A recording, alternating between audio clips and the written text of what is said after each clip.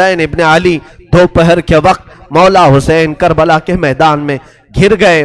تنہا علی کا لال خاروں میں گر گیا، وہ فاطمہ کا لاڈلا ہزاروں میں گر گیا۔ اب حسین ابن علی کے متعلق جو میں نے شروع میں کہا تھا، فاطمہ کے لاڈلے کا آخری دیدار ہے، فاطمہ کے لاڈلے کا آخری دیدار ہے۔ حشر کا ہنگامہ برپا ہے، میان اہل بیت درمیان اہل بیت رسول اللہ کے شہزادے نے پھر للکارا، لوگوں کو للکارتے رہے اور قتل کا یہ بازار گرم تھا۔ عمرو بن سعد نے کہا حسین نے تنہا 50 لوگوں کو مار دیا، تم تنہا حسین کو کیوں نہیں مار پاتے؟ تنہا حسین کو کیوں نہیں مار پاتے؟ حسین ابن علی رضی اللہ تعالیٰ عنہ کے متعلق ایک روایت میں یہ بھی بتا دوں میرے عزیزو، اس حالت میں بھی حسین ابن علی نے سخاوت کا دریا نہیں روکا تھا۔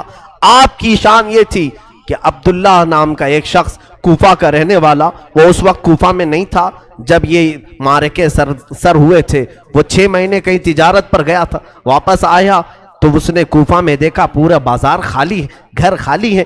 اپنی بیٹیوں سے پوچھا کیا ہو گیا، کوفہ میں سب دکانیں بند ہیں، سب گھر میں تالے لگے ہوئے۔ اس کی بیٹی نے کہا سنا ہے حاکم وقت کے خلاف کسی شخص نے بغاوت کی ہے اور اس باغی کا سر کچلنے کے لیے پورے کوفہ والے گئے۔ عبداللہ کہتا ہے مجھے معلوم نہیں تھا کون سا باغی ہے، کس نے بغاوت کی۔ اور پھر ان کی بیٹیوں نے کہا ابا جان آپ بھی گھر میں نہ بیٹھیں، اس لیے کہ حاکم کوفہ ابن زیاد نے اعلان کیا ہے اگر کوفہ میں کسی گھر میں کوئی جوان باقی رہا اور کربلا نہیں گیا تو ہم اس کو تلوار سے چھلنی کر دیں گے، قتل کر دیں گے۔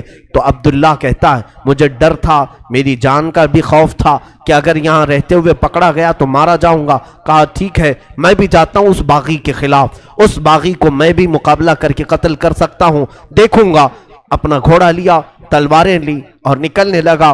بیٹی نے کہا بابا جان بہت سارا لشکر گیا ہے اس باغی کو قتل کرنے کے لیے، آپ بھی اس لشکر میں مل جائیں۔ اور سنا ہے جنگ کے بعد مال غنیمت ہاتھ آتا ہے، مال غنیمت ہاتھ آتا ہے، جو بھی مال ملتا ہے وہ فوجیوں میں بانٹا جاتا ہے۔ بابا جان مجھے یمنی عقیق پتھر بڑا پسند ہے، یمن کا عقیق پتھر بڑا پسند ہے، اگر وہ مال غنیمت میں مل جائے تو لیتے آ جانا۔ عبداللہ اپنی بیٹی کو رخصت کر کے آیا، وہ کہتا ہے دوپہر کا وقت تھا جب میں کربلا میں پہنچا، یہ 10ویں محرم تھی، میں نے دیکھا ایک شخص گھوڑے پر بیٹھا ہے اور اس کے پیچھے 40-50 لوگ دوڑ رہے ہیں، کوئی ادھر سے آ رہا ہے کوئی ادھر سے آ رہا ہے۔ میں نے لوگوں میں سے کوفیوں میں سے ایک سے پوچھا کہ ایک ہی آدمی ہے؟ تم نے کہا تھا باغیوں کی جماعت ہے، ایک ہی آدمی ہے اور 50-50 لوگ اس کے پیچھے دوڑ رہے ہیں۔ لوگوں نے کہا ہاں وہ تنہا 50 پر بھاری ہے، کسی کے ہاتھ نہیں آ رہا، اکیلا تو اس کے سامنے کوئی جا ہی نہیں سکتا ہے۔ عبداللہ نے کہا میں نے یہ سن کر کے اپنا گھوڑا بھی دوڑا دیا کہ چلو اس باغی کو میں بھی دیکھتا ہوں، اگر میری تلوار سے وہ قتل ہو گیا، اگر گر گیا تو انعام و اکرام مجھے بھی مل جائے گا۔ گھوڑا دوڑاتے ہوئے وہ آیا، حسین ابن علی کو تنہا، یہ یزیدی کتے کبھی ادھر سے دوڑا رہے تھے کبھی ادھر سے دوڑا رہے تھے، تنہا فاطمہ کا لال تلوار لہراتا ہوا اور لوگوں سے مقابلہ کرتا ہوا میدان کربلا میں سرگرم ہے۔ عبداللہ کہتا ہے میں پیچھے گھوڑے کو دوڑاتا ہوا آیا، میں حسین ابن علی کے گھوڑے سے صرف 2 ہاتھ کے فاصلے پر رہ گیا تھا۔ حسین ابن علی پیچھے مڑتے ہیں اور کہتے عبداللہ اور قریب آ جا، عبداللہ اور قریب آ جا۔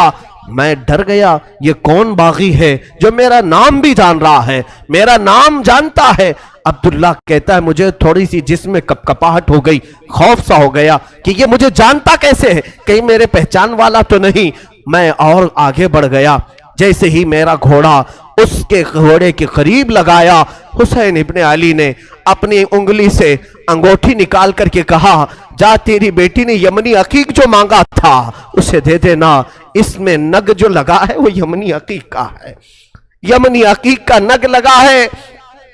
کیا تو اپنے گھر سے نکل رہا تھا؟ تیری بیٹی نے عقیق نہیں مانگا تھا۔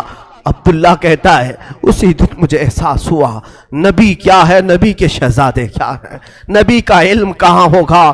میرے عزیزوں حسین ابن علی نے اس دن بھی سخاوت کے دریا کو روکا نہیں، اپنی انگوٹھی نکال کر جیسے ہی عبداللہ کو دیا، انہوں نے انگوٹھی جیسے لیا اور سلام کیا، کہا مولا حسین اب انگوٹھی لے کر جانے میں کیا مزہ ہے، میں تو اپنی جان تمہارے قدموں پر نچھاور کر کے جاؤں گا۔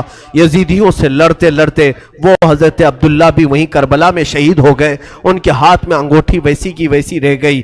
مولا حسین اس وقت بھی نوازنا نہیں چھوڑتے ہیں، عطا کرنا نہیں چھوڑتے ہیں، اسی لیے یہ سخاوت کا گھرانہ ہے، یہ سخی لوگوں کا گھرانہ ہے۔ اس گھرانے میں ان کی پرورش ہوئی ہے جہاں 5 دن بھوکے رہنے کے بعد بھی اگر کوئی فقیر آتا تو اسے یہ نواز دیا کرتے تھے، گھر کی ساری غذائیں دے دیا کرتے تھے۔